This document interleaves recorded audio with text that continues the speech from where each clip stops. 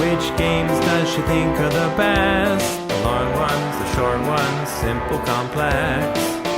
What do you think for Ambie Valdez? Are all her favorite games 18XX? Let's see how well you guess. Hi, I'm Ambie, and this is my top 100 favorite games as of the end of 2019. This video is numbers 20 through 11. My number 20 is Kitchen Rush, which is a real-time cooperative game where you're all working in a restaurant trying to make different foods and deliver the orders.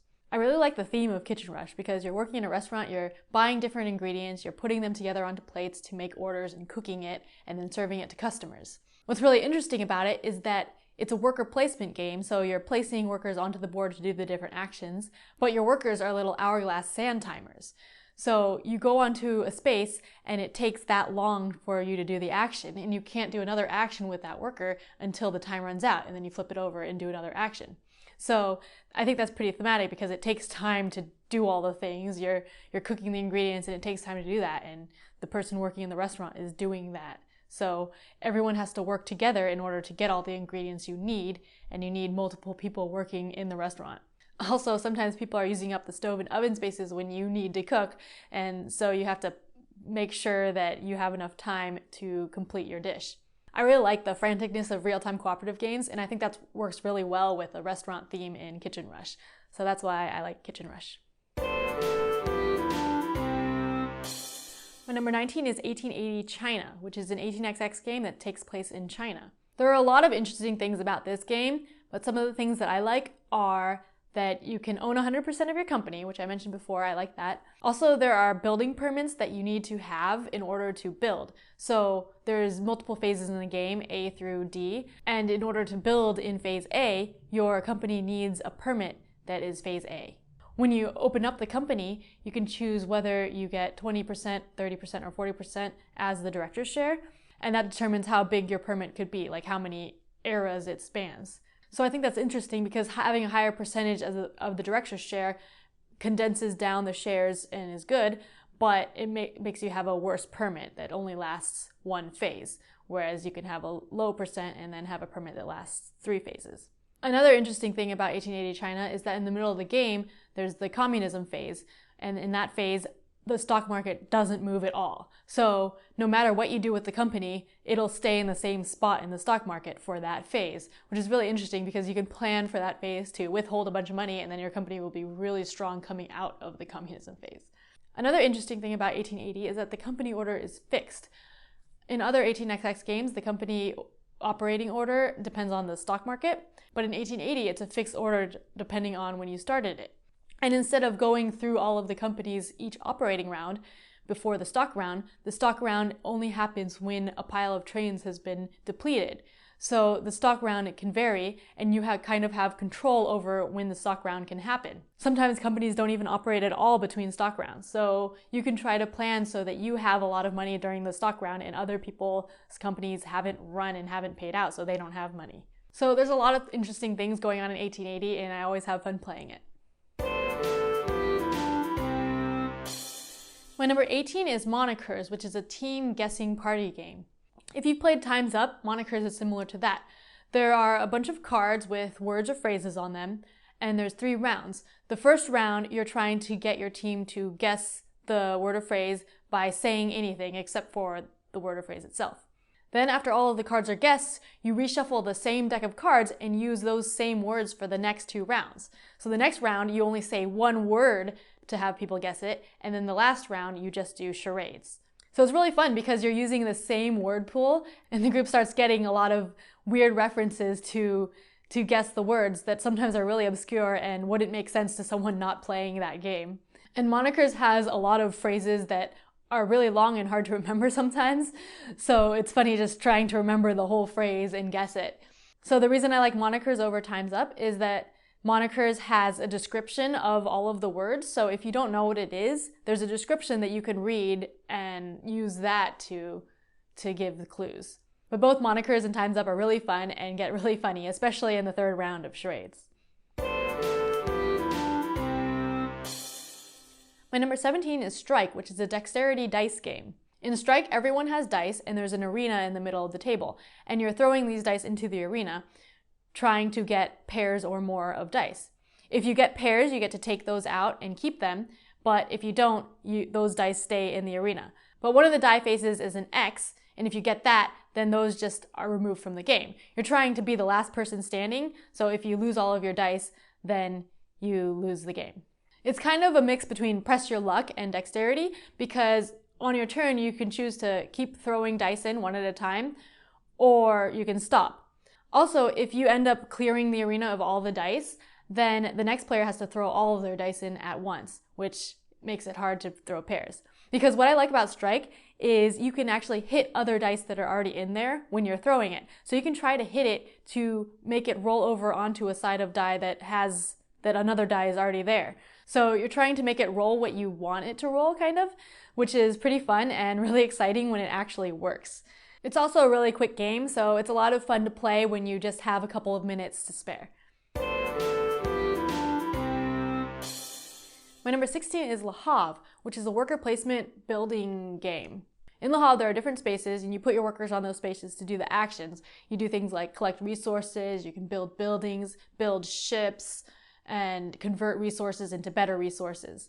You're trying to get the most money, but you also need food in order to feed your city, and like every harvest, you need to feed more and more. What I like about Le Havre is that you can use the resources to build buildings, and those buildings go in your own city. They're worth points at the end of the game, but they're also action spaces that you can go to. And other people can also use your action spaces, but in order to do that, they usually have to pay you something to use it. So I think that's interesting because the value of the building to you isn't just the points at the end of the game, it's also worth stuff during the game if other people want to use it. Also, I really like resource conversion games where you're getting resources, converting them into better resources, and just trying to get more resources at the end of the game, and you end up shipping those resources off to get a lot of money. I've only played Le Havre 3 players, and I really like it at that player count. I've heard at higher player counts it takes a lot longer, it might not be as fun, but I really like Le Havre at 3 players. My number 15 is Kanban Automotive Revolution, which is a worker placement game where you're one worker in a car factory trying to build cars and be really productive with your time. Kanban is by Vital Lacerda, which I mentioned before with The Gallerist. He tends to make strategy games that are also really thematic and have a lot of mechanisms to go with that theme, but they make sense. So in Kanban, you have one worker and there's different spaces on the board that indicate the different areas of the factory, like you can get car designs, or you get car parts, or you can test drive a car. And you're trying to build different cars depending on certain scoring conditions. The scoring conditions are themed as meetings in the middle of the game where you're talking about what your designs and like why they're good, but you're basically trying to get the types of cars that match certain scoring conditions. One neat thing about the game is that each space has different time amounts. So you only have so much time in the day to do stuff. And if you take longer at a certain space, then you go second, whereas the person who is faster will go first.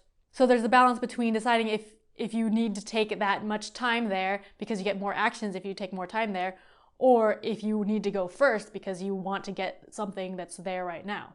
Also, Kanban has my favorite character in any board game, which is Sandra, which is a game-controlled character that's basically judging you. She's your manager, going around to the different areas and judging to see who does the worst, and that person gets penalized. So I think that's pretty thematic and funny. You're trying to make sure your boss doesn't penalize you, so you're trying to make sure you do well in every department, but then also going for these goals. So there's a lot of planning ahead, and I really like games like that. My number 14 is 1889, History of Shikoku Railways, which is an 18xx game set in Japan. 1889 has similar rules to 1830, but it's a smaller map and a shorter game time, so it's my favorite game for introducing new people to 18xx games. But I've also played it with more experienced 18xx players, and it's still really interesting and fun. I like how, depending on how we've played, the game has played out completely differently in different games. So sometimes the 3 trains have ended up permanent because nobody was able to or wanted to buy a 6th train, and sometimes people have gone bankrupt on the 6 trains because we pushed the game along so quickly.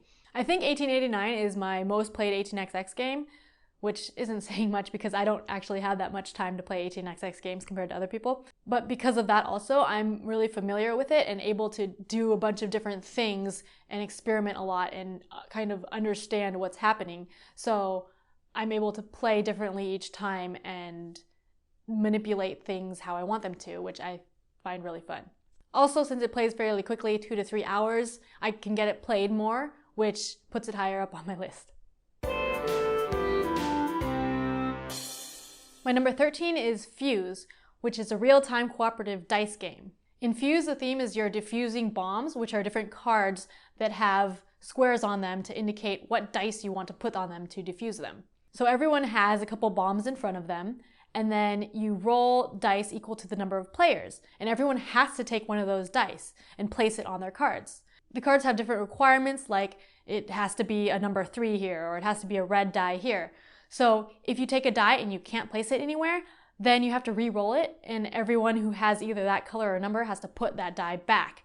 So it's very frantic because this is all in real time. You get 10 minutes in order to go through the whole deck of cards. And you want to make sure that you take dice that you can place to defuse your bombs. So you're communicating with your team saying, oh, I need that red 3, or I want that yellow die. And it can be really tough because if multiple people need the same die and you can't take something else, then you're going to have to roll it and people will lose their dice. By now, you probably know I really like real-time cooperative games. So this one's really fun and frantic, quick, 10 minutes. And it's also really easy to scale the difficulty because there's different levels of bomb cards and you can add more to the deck. So I really like Fuse. My number 12 is Decrypto, which is a team word game. In Decrypto, there are 2 teams that each have 4 words, and the whole team knows those 4 words. But what you're trying to guess is a specific code, a numbered code of 3 numbers. So each round, one clue giver of each team will have a numbered code like 213, and that means that the order of the words is the second word, the first word, and the third word. And then they give clues for that order. So they're giving a clue for the second word, then giving a clue for the first word, then giving a clue for the third word. And their team is trying to guess that code, 213.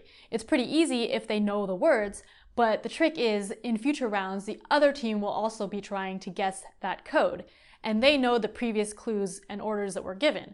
So if you give clues that are close to previous clues, then they can group them together and guess correctly. It's really fun trying to think of vague enough clues that will throw off the opponents, but that your team will be able to guess because you get penalized if you guess incorrectly. Also, sometimes you can think of clues that are really obvious if you know the actual word, but they have nothing to do with previous words, which is really fun. I've had a lot of fun playing Decrypto with a bunch of different types of people, and it's always really fun just thinking of neat clues for the words. My number 11 is 1849, the Game of Sicilian Railways, which is an 18xx game set in Sicily. In 1849, there's 2 types of track, standard gauge and narrow gauge. And narrow gauge is cheaper to make because there's mountains everywhere on the map, and it's cheaper for the mountains to make the narrow gauge. But it's harder to run the regular trains. So that's interesting, building out the track for the train that you want, because then there's special trains at the end that run better on narrow gauge. What I really like about 1849 is that timing is really important.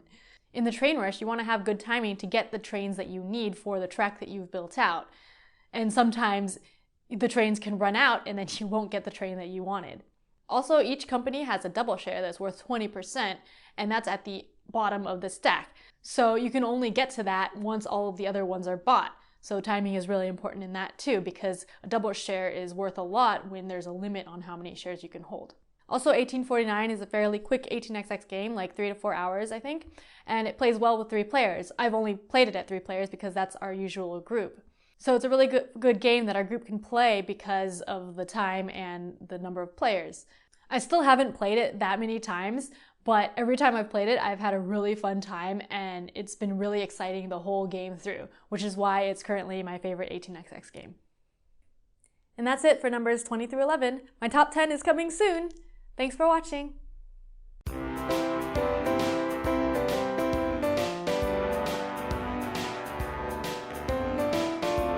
Thanks so much for watching another Dice Tower video. If you enjoy our videos, subscribe to the channel for more fun, comprehensive board game coverage. Also, consider joining us at one of our events. Come to Dice Tower Retreat, a small, intimate gathering where gaming is king. Join us for Dice Tower Cruise, the largest board game cruise. Attend Dice Tower West in Las Vegas for gaming fun on the West Coast, or Dice Tower East in Orlando in sunny Florida. Dice Tower Conventions, the friendliest gaming conventions on Earth. I'm Eric Summerer, and you've been watching The Dice Tower.